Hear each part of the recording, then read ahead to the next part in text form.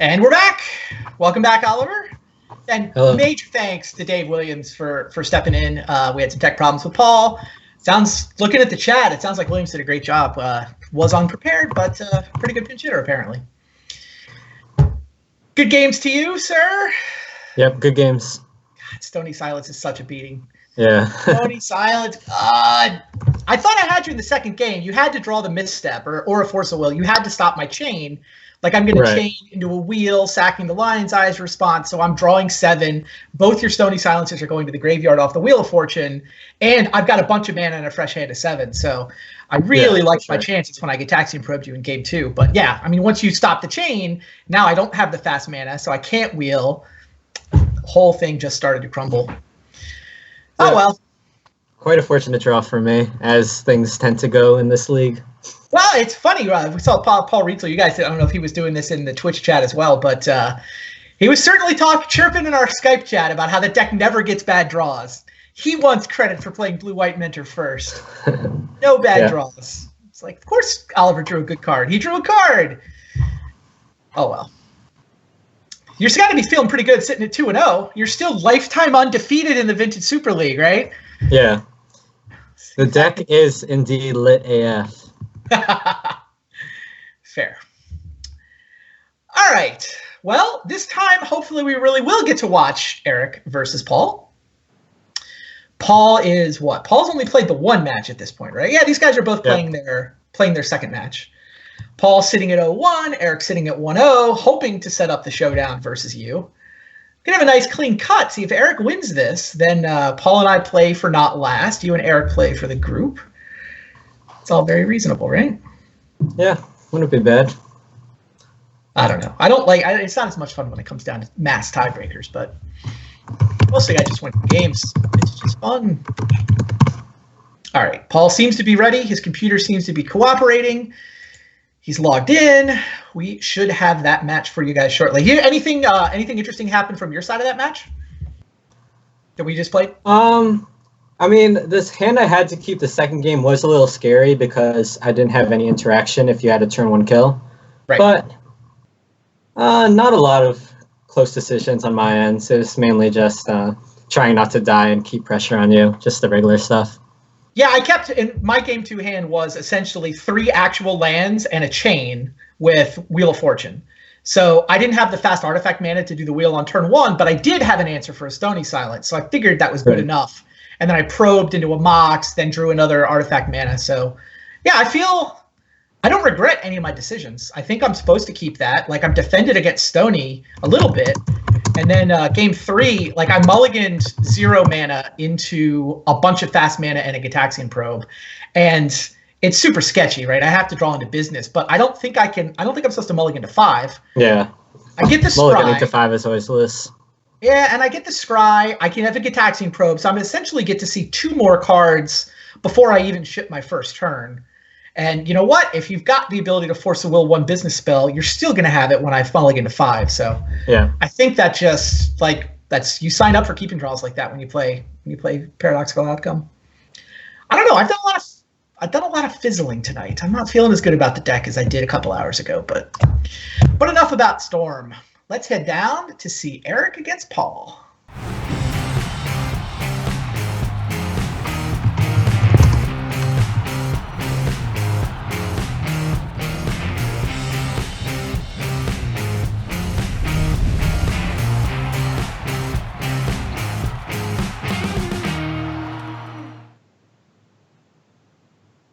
Hello and welcome to round 3, but being played 4th, but we'll take it. Paul, that draw's got to be good, right? It's got Tolarian Academy and a bunch of artifacts in it. Doesn't actually do anything, but it plays a lot of cards. What is Eric got on? I guess the die roll's the crucial important thing here, and Eric did win the die roll, so he's going to risk a misstep on a Soul Ring. I guess it's not even a risk because he gets to play the Sphere either way. Yeah. Yeah, Eric's hand is quite good on the play, as is a trend for his deck. He has the Clock with Ballista and Factory, and he has Disruption and Fast Mana. Not a lot more you could ask for. He's going to go ahead and play the Ballista as a 1/1. I think it's pretty tempting to hold on to Ballista there. I was just starting to do the math. How big is it? Next turn, it's a 3/3? Yeah. You can make it a 4/4, actually. With 4, 5, 6, 7, 8. Ancient Well, Gem. the sphere, it costs one more with the sphere. I think. I was confusing that with Thorn. Never mind. My bad. Oh, right. Thorn, it would have been a 4/4. Yeah. All right. Paul's got to start paying one for his zeros. Oh, would have been 4/4 off. No, the jet doesn't turn a profit anyway. No. I mean, he does get to sink mana into it if he doesn't draw any business. So I can see why Eric took the line he did. It seems reasonable. Yeah, for sure. It is a little awkward, though, because you can't use the workshop to activate its ability. True. Mostly, Eric got to go first, had workshop sphere. Yeah. That's not good for decks that want to play as many spells as Paul does. Paul's also kind of vulnerable to your Stony Silences, although you didn't have deck list, right? You probably didn't bring him in? No, I actually brought them in. I thought he was on like a similar deck to what you were on, based on the card state. Or I thought he might be on the Belcher deck because he played like Expedition Map and some other weird stuff. I honestly just had no clue what Paul was playing, and I just kind of hedged against anything I could. You were right that the Stony Silences were good, though. Yeah. Yeah. It's hard to play Seed of Synod when people are playing Stony Silences. But yeah, it's definitely not ideal. You had to wait. You had to save them up to draw against me, I guess. You know, it's my plan all along. Sensei's Divining Top for Paul. Wow. Paul's hands ignored Thorn very nicely. Just has everything in play on turn 2 regardless. Telerity Academy does let you do that. Yeah, now Paul has a lot of looks at some action with this top, so he's looking pretty good here. But Eric also is kind of doing what his deck wants to do. So it's pretty much anyone's game at this point. It just depends on what Paul's able to find off of this top. It's what, a 3-turn clock? Yeah, it's seems gonna be like 5 and then 6-ish and then 7-ish. Yeah, 3 turns seems about right. Depending, I guess this crypt could change things if Paul doesn't hit well. Oh, if he loses 2 flips, maybe it's only a 2-turn clock. Oh, does Time Twister count as business? Yeah, that seems to qualify. Yeah, now Paul seems to be very favored here. Although he can't really combo off with Time Twister in his deck, it's more just of a value thing. But it should be good enough regardless. But I mean, if his combo is usually going to be Vault Key. Yeah, that's true. Yeah, he can just find counts. cards. Yeah, for sure. Although it's not necessarily game since he has Mana Crypt in play. Fair point. He does have to kill his own Mana Crypt before Eric will scoop. Yep. All right, Time Twister still pretty good even at 4 mana. I don't know if he's even he's probably slightly favored. Well, at this point it doesn't matter. Yeah, but if he just got Vault Key, this Ballista could also shorten the clock, so he wouldn't have had that many turns to win the game. But he just found all action, so this should be good enough, I assume. Yeah, it's a good point. Losing Mana Crypt flips the Ballista. He might have been on a 2-turn clock, but he got there. All right, so how does he sequence this? He's got Demonic Tutor, so he's got, obviously, everything in his deck at his disposal. Yeah, between the Demonic Tutor and the Transmute and the Tezzeret, he's got multiple ways to set up Vault Key. Yeah, pretty sure this should be game, because you could sacrifice the Crypt to Transmute artifact, and then just be able to find the 2 pieces of the combo with Tezzeret and Demonic Tutor. Yeah, I was trying to figure out if he could just win the game with the Tezzeret, but you're right. The Transmute gives him the way to sack the Mana Crypt, so nothing else should matter. He'll use Tezzeret to find half the combo. He's Demonic Tutor flooded, apparently. I didn't know that was a thing that could happen, but here we are. Yeah, that Time Twister was insane for Paul. Really was. I did not expect him to get both pieces of the combo and a sack outlet. With a DT and a Jace the Mind Sculptor to spare. Yeah, he doesn't even need those. Who cares? Yeah, I do not expect Eric to make him play this out. They do have access to deck lists at this point, so there's nothing. There's not even information to be gained. Pretty good combo. Yeah, it's not bad. Take all the turns. Have you had the pleasure yet? Of taking all the turns with Vault Key? I think I did it once in Vintage Cube when they were both in the cube together, but I have not done it outside of that. Feels pretty good. Yeah, it is sick. Doesn't usually feel good for long because your opponent concedes right away, but yeah, still pretty good. You know, sometimes they make you play it out, hoping to, you know, take a couple minutes off your clock. All right, what do the sideboards do here? Well, looks like Paul's definitely bringing in Hercule's Recall. What do you think about Toxic Deluge in this matchup from Paul's side? I don't think it's great. I don't think it's worth a card. Like, Hercules does almost the same thing and also gives you shenanigans on your side. Right. I mean, I have a Deluge in my sideboard, but it's there. It's more there for things like, oh, somebody has a stupid Meddling Mage in their deck. I have to kill that. Like, it's more... Yeah, or like Thalia or something like that. Exactly. And from Eric's side, I do not know how you sideboard with this deck. Yeah. He has like a bunch of removal that seems pretty bad. I'm not a big fan of this Triskelion. I guess it could be decent, but... I mean, it's Walking Ballista #5 is all it is. Yeah, sure. Yeah, I mean, Eric does not seem to have a lot for this matchup, but it's the kind of he doesn't really have a reason to. He'd want to have Null Rods, yeah. But Null Rods are too good against him. Yeah, Null Rod does not seem great out of his deck, especially with all these ballistas and stuff.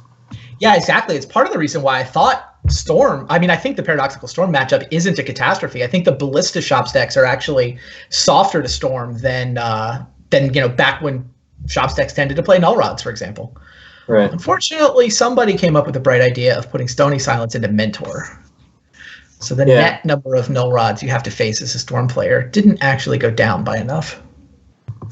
It was not my idea to put them in the deck, but I have to be the bearer of bad news.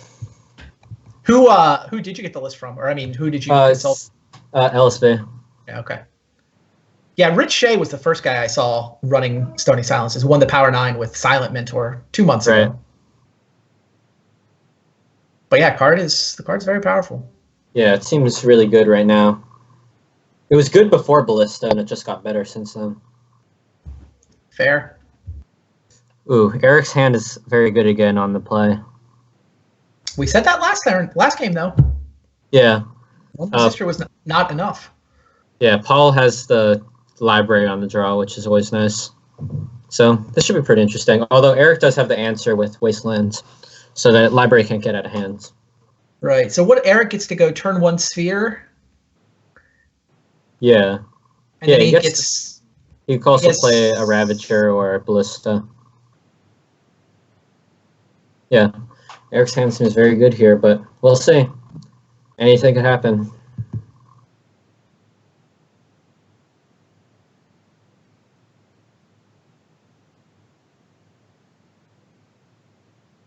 Yeah, the Sphere's pretty good against Paul in general, and decent against this draw as well.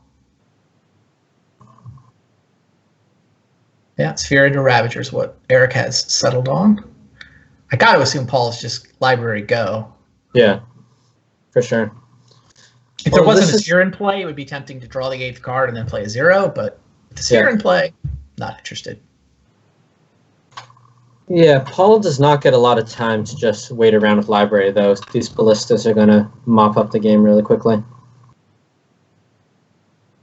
Yeah, and Eric also just has the Wasteland, so... Yeah, this seems like it's going to be very difficult for Paul to win. Like, way more difficult than last game. Eric's draw is just so quick on the play.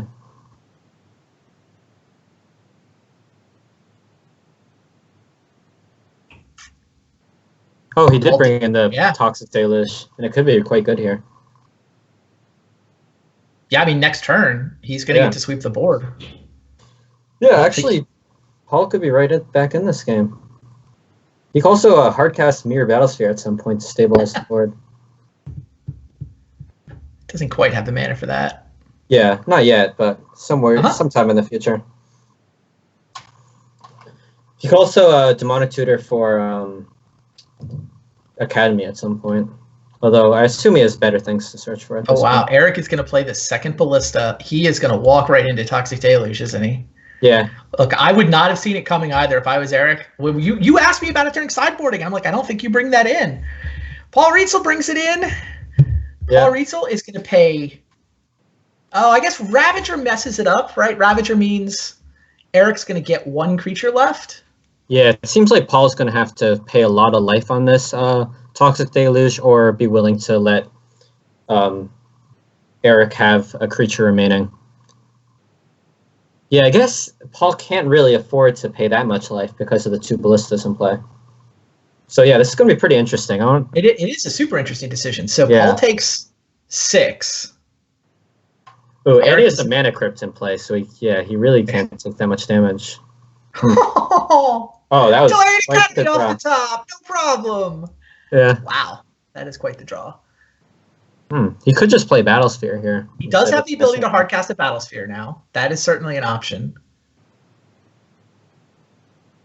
Yeah, this is really interesting. I wonder what Paul's going to do here. Maybe it's something good to tutor for. I count Paul at 7 mana. Hercules is pretty solid here. He has 8 mana. He sacks the pedal, yeah. Yeah. Yeah, he could detutor for Hercules. That would not be bad. Costs like 6 mana to do that. Yeah. I mean, the sphere is the one artifact Eric has held on to. Wow, this is... I kind of like... Oh, yeah, continue. Yeah, I was trying to count how many Eric can just blast him for off the ballista, right? Ravager can go to 5/5, then eat itself to dump all the counters onto a ballista. So Eric has the ability to just fire off 9 damage right now. Yeah, which makes the Deluge super awkward. Yeah, Paul definitely can't go for Deluge, but I do like the play of detutor for Hercules here. Just on first glance, that seems very strong to me. Because better than Battlesphere? Yeah, I think so, because Eric sacrificed a lot of his mana to the Ravager this previous turn, so he's not going to be able to rebuild very easily. He's probably just going to be able to replay a sphere next turn, which is not very scary, since Paul is working with so much mana. If you're Eric, do you just go all in on throwing ballistas at Paul's face and wait for Mana Crypt to kill him? That's definitely a real possibility, because there's no way Eric's going to be able to replay all of these cards since he's so stuck on mana. Right. So I kind of do like that play. He wishes he could deal 10. I count him at being able to deal 9 here. Yeah, that's a lot less appealing, but... Paul did go with Demonic Tutor for Hercules. Oh yeah, I guess he could just wait here for free. Doesn't need to go for it this turn. Well, he can't take damage. He can do it like mid-combat. Yeah, he has to do it mid-combat, but maybe Eric won't play around it. I assume Eric is aware of it, though. Like, that's the first thing that comes to mind when your opponent plays Demonic Tutor. When you're the Shops player, it seems like. Certainly. All right. Hercules you. Yeah, I kind of just like going all in, especially since he just drew another sphere. I think if you could deal 10, I wouldn't hesitate. Only dealing 9, I still like, where does this game go if he doesn't do it this way, right? Yeah, it's just not going to be able to do that much. I guess he could deal 8 and then end up with a ballista back in his hands. Sure. And that's just the same clock with the but you have a 1/1 mana crypt in play. Yeah. And I like that. But he would have to use his mana on that, and he wouldn't be able to replay the sphere. I don't know how much he values the sphere at this point, though, since Paul has so much mana. I agree. Tolarian Academy kind of cancels it out. Yeah. Yeah, so I like this plan. Especially when Paul's not, in fact, a storm kill, so. Yeah. All right, all the Ravager counters have now been dropped on this ballista. This is all as a response to Hercules' recall. Eric is going to shoot Paul down to, what, 5 is how this works out, or 4? 5. We're predicting that he leaves 1 counter so that then lets Hercules resolve. Yeah, shoot him to 5. Yeah, this seems like the correct play to me. And then replay the 1/1 ballista. Yeah. How lucky do you feel, Paul Rietzl? Yeah, this coin flip's very important. Ooh. Winner! Wow, yeah, with the chain, being able to bounce the ballista on blocks this should be good enough. Are you bouncing the Ballista, or are you bouncing your own Mana Crypt? I assume you just bounce the Ballista because that's lethal next turn, and there's no way the Crypt's going to kill you. He can actually do both if he bounces his own Mana Crypt because of the chain ability. And sacrifice he can sack the land to copy it, so he can actually bounce both. Yeah, that's definitely the correct play then. Forgot about that. And Paul sees it. Chain my own Mana Crypt, sacrifice my own land to make a new copy of the Chain of Vapor. And yeah, Eric sees it too. Paul Rietzl, ladies and gentlemen. Wow. Both games I was saying that Paul is very far behind, and I couldn't see him winning those games, but he managed to do it both times. Yeah, there you see the thumbs up for Paul Rietzl, the thumbs down for Eric Froehlich. You are the only undefeated player, Oliver. If you win your last round, you win the group. If you lose, well, we'll have to see who else can get to 2-1 and what the tiebreakers say. Interesting. So both games there were basically, Eric had a turn 1 restrictor, right? He had a sphere effect, but both times Paul had access to his Tolarian Academy to just kind of overwhelm that. Yeah. Huh. That was quite interesting and not how I expected those games to play out. No, I agree on both counts. All right, so 2 matches left in the evening. I believe the one we're going to go play now is me against Paul. So you can hang out. Eric will join you for commentary, and then it'll be you versus Eric in our finale for the evening. Stay tuned, everybody. We've got match number 5 right after these messages.